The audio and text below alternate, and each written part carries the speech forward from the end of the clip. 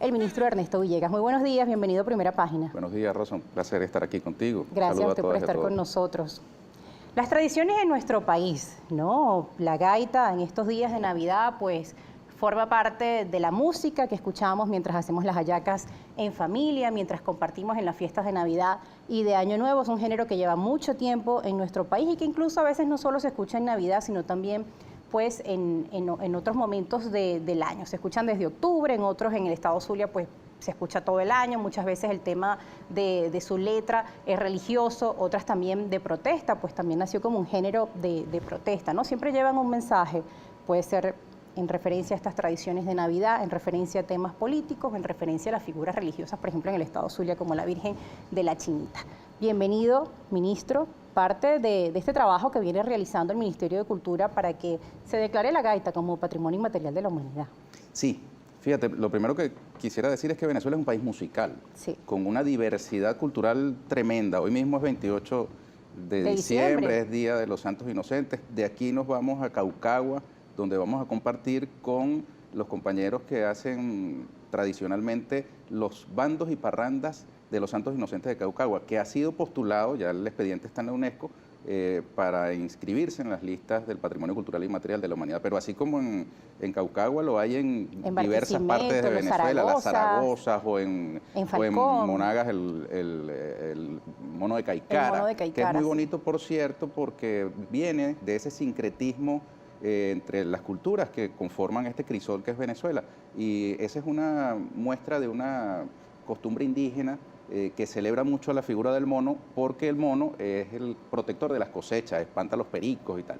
Y entonces, fíjate tú cómo una fecha del calendario católico termina siendo también una puerta para la visibilidad de las culturas originarias. Bueno, lo mismo que pasa con el San Juan Bautista, sí, que acaba de ser declarado, o mejor dicho, me corrijo, acaba de ser inscrito en las listas del Patrimonio Cultural e Inmaterial de la Humanidad de la UNESCO. Una cosa es la declaratoria que le hace el Estado Nacional, tú bien lo dijiste, ya la gaita, por ejemplo, fue declarada Patrimonio de Venezuela, claro, y ahora, digamos, el reto es, y esto entusiasma mucho, particularmente a nuestros hermanos del Zulia, que la UNESCO lo reconozca y lo inscriba en las listas del Patrimonio Cultural e Inmaterial de la Humanidad. Ahora, esto no es una planilla que se llena, no es un botón que se pisa en una computadora, eso supone un trabajo de confección de la mano de las comunidades, porque además esta declaración que apareció publicada mía obedece que me estaban entrevistando para una emisora del Zulia, y allí yo les comentaba, le estaba haciendo un emplazamiento, una invitación a los cultores del estado Zulia para que se pusieran de acuerdo en torno a esta postulación, porque ya este trabajo lo iniciamos hace unos años con el Centro de la Diversidad Cultural y lamentablemente no hubo un acuerdo entre los practicantes porque hay una diversidad que debe ser respetada. No es solamente la gaita maracaibera, es la gaita zuliana, y eso supone la incorporación de diversas expresiones que tiene la gaita en todo el territorio zuliano, e incluso, digamos, debemos recoger el hecho de que también fuera de las fronteras de este extraordinario estado también se da esta manifestación. De modo pues que es un ejemplo de cómo no podemos nosotros postular una determinada manifestación cultural de espaldas a las comunidades. Tiene que haber una, digamos, participación activa, como en efecto pasó con San Juan Bautista, que es la octava manifestación cultural que Venezuela desde el año 2012 logra ingresar en estas listas de cuando los Diablos Danzantes, que también son distintas cofradías en todo el territorio. Exactamente, la gente suele pensar que son los Diablos de Yare solamente, pero resulta que los tenemos en Naiguatá, en Cojedes, en otros estados del país. De modo pues que también es un desafío para las comunidades, por eso yo invito a los cultores del Zulia que nos pongamos de acuerdo para la confección junto con el Centro de la Diversidad Cultural que encabeza el profesor Benito Iradi, para un expediente sólido, blindado, porque además no es que en la UNESCO tú le propones cualquier cosa y la aprueban, debe pasar una serie de requisitos. De hecho, el de San Juan Bautista, que acaba de ser aprobado, fue evaluado con 5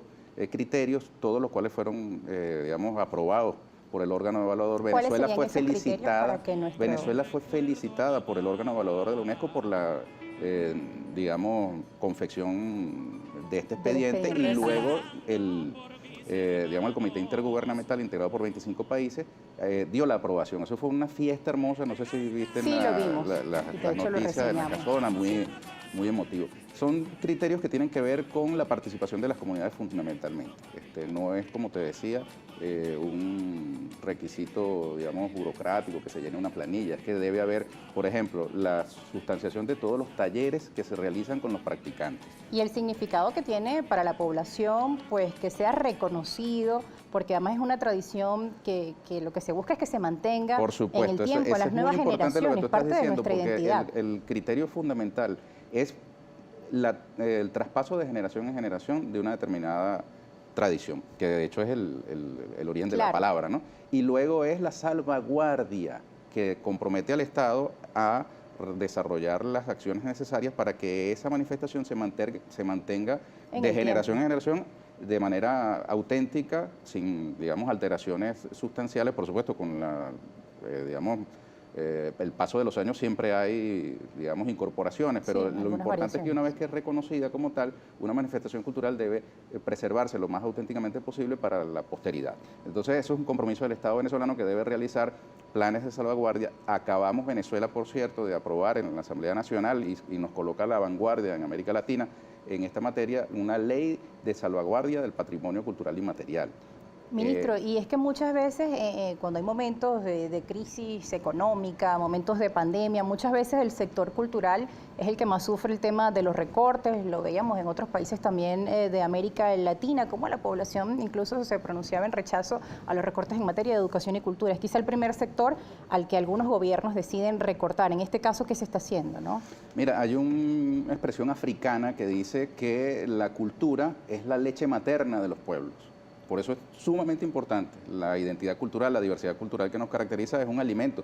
Hay quienes, digamos, tratan de hacer una contraposición entre el alimento espiritual y el alimento material. Y de pronto dicen, bueno, ¿por qué publicar un libro si con esto podemos hacer una arepa? Pero resulta que es que la arepa sin el libro no te da la vida suficiente. Es decir, somos un componente material y somos también un componente espiritual. Entonces, eso que tú planteas es muy importante. Nosotros, hoy fíjate, debemos celebrar que estamos cerrando un año cultural en alta.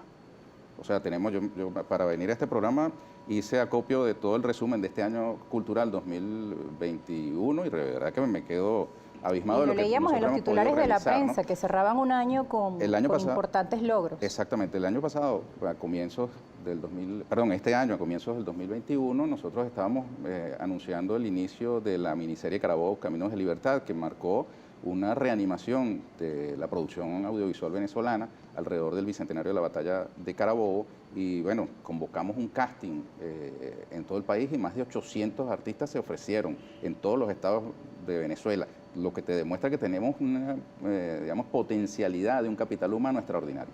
Ahora fíjate, acaba de ocurrir unas cosas que nos llenan de mucha orgullo, pues por ejemplo la orquesta más grande del mundo que acaba de ser certificada por la organización Record Guinness y te demuestra que de carne y hueso hay un capital humano formado en las artes.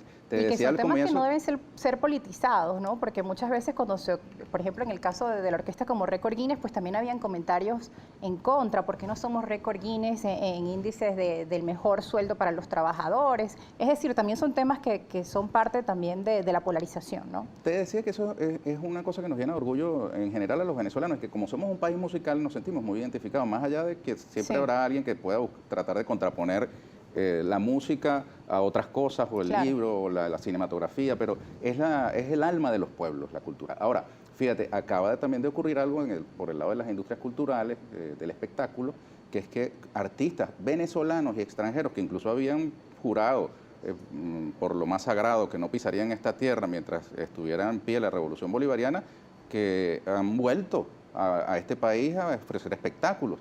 Y yo quiero decirles que tenemos una ley de protección al trabajador y la trabajadora cultural que establece la creación de un fondo de protección al trabajador y la trabajadora cultural que se alimenta fundamentalmente de espectáculos públicos privados con artistas extranjeros.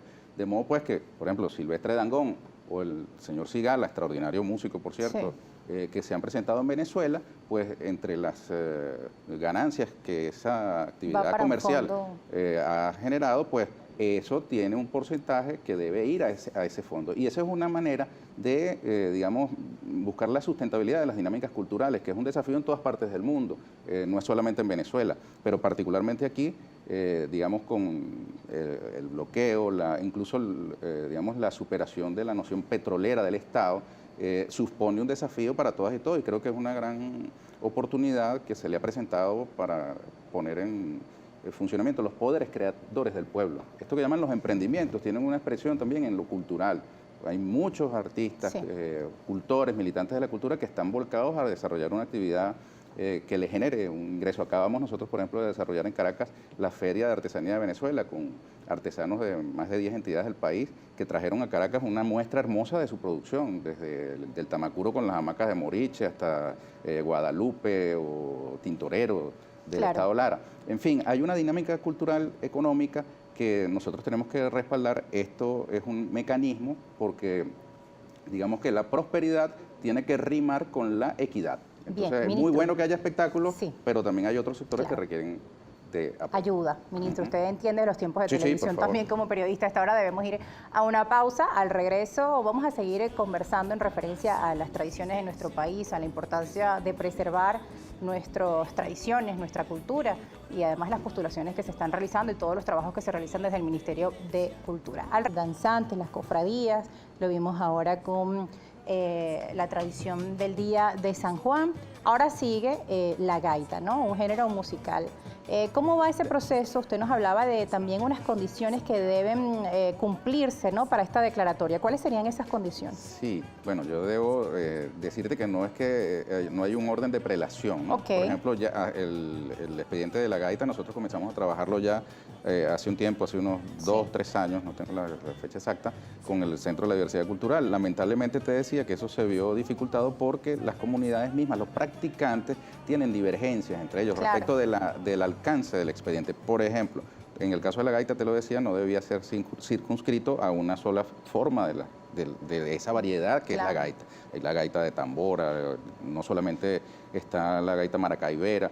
La gaita del sur del lago. Entonces, esa participación de las comunidades y que sea una postulación hecha por las propias comunidades con un criterio de amplitud es uno de los requisitos que pasa por UNESCO. Ahora, hablamos, sí, de la importancia de preservarlo, ¿no? Pero te quería decir, disculpa, Rosa, que es que también hay otros expedientes en los que estamos trabajando en simultáneo. Por ejemplo, está el tamunangue, los sones de negro, en el estado Lara, o tenemos también en la colonia Tobar, un expediente en desarrollo. Ya fue enviado el de los bandos y parrandas de los Santos Inocentes, las turas. En fin, hay una diversidad de manifestaciones culturales venezolanas que están, por supuesto, en el radar.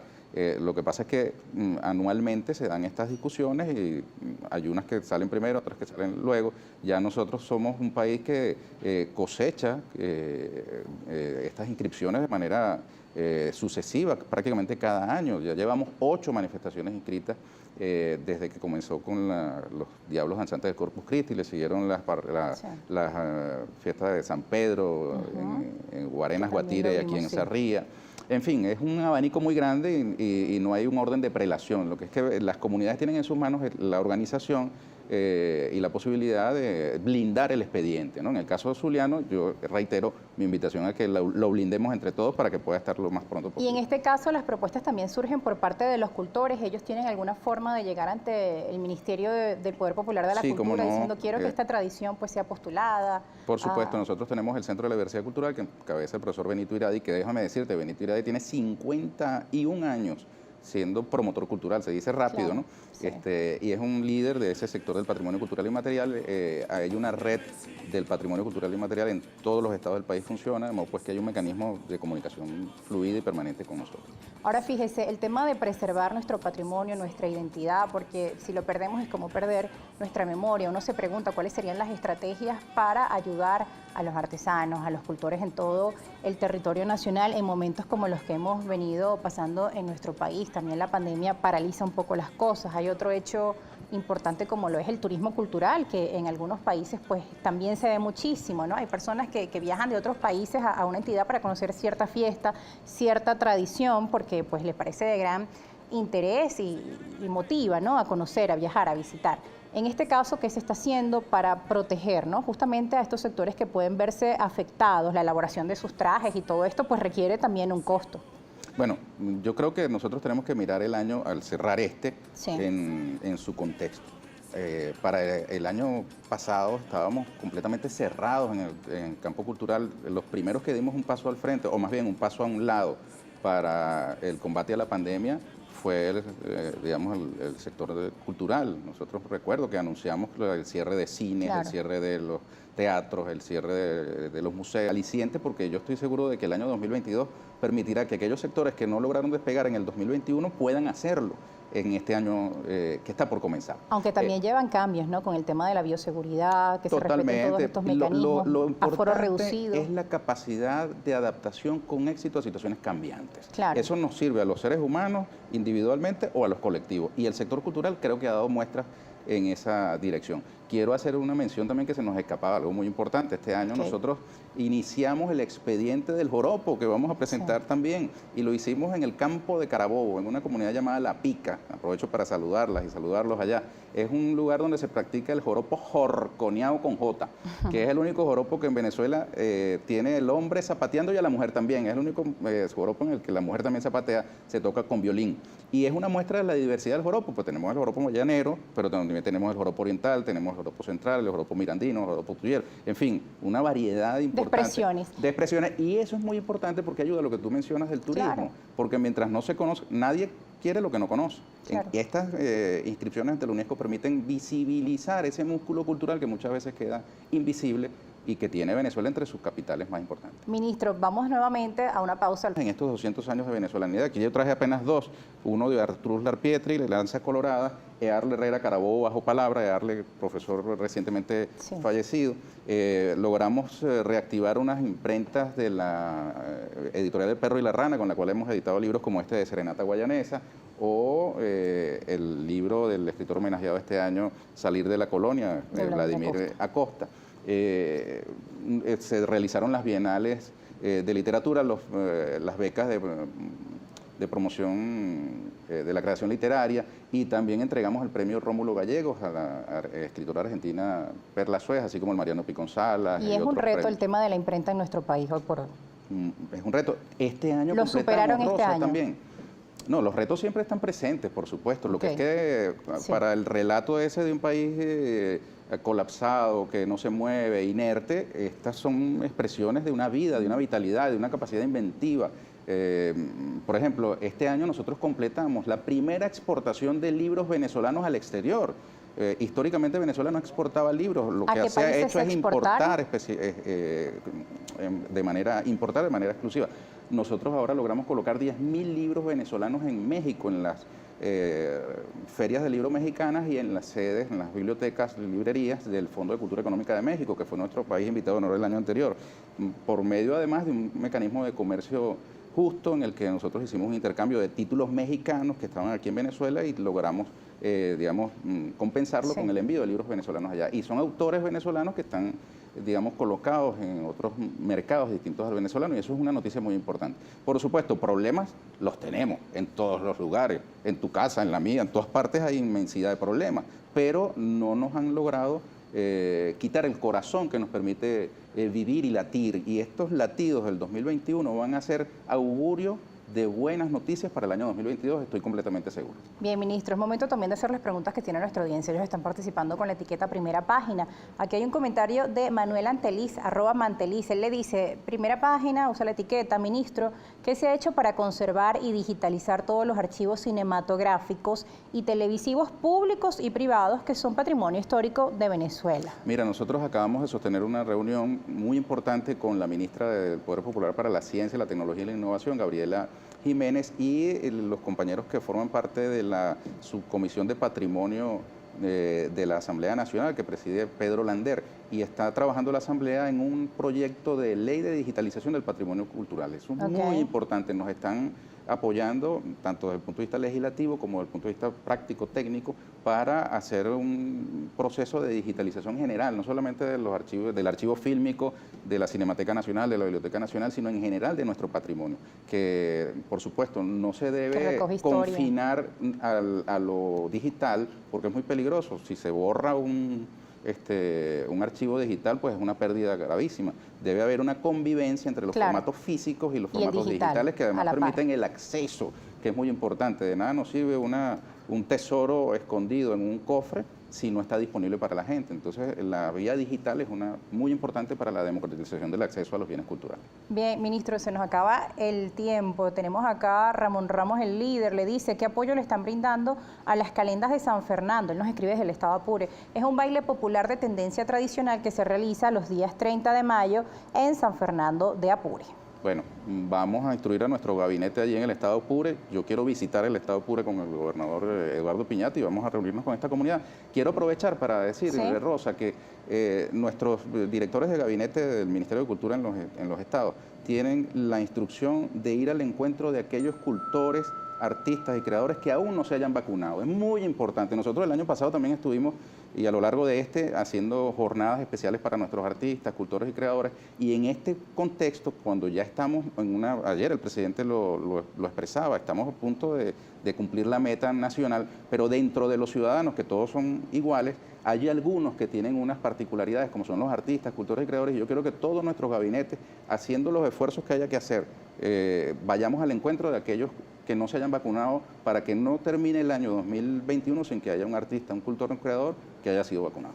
Gracias, ministro. Parte pues de la visión de los planes desde el Ministerio de la Cultura para el año 2022, como lo anunciaba en medio de una pandemia, también siguiendo todos estos mecanismos de bioseguridad y las recomendaciones que se emanan a nivel mundial, desde la Organización Mundial de la Salud y cada gobierno en el mundo, para que continúen también los conciertos, continúen las actividades culturales y recreativas que también son necesarias y son ese alimento espiritual.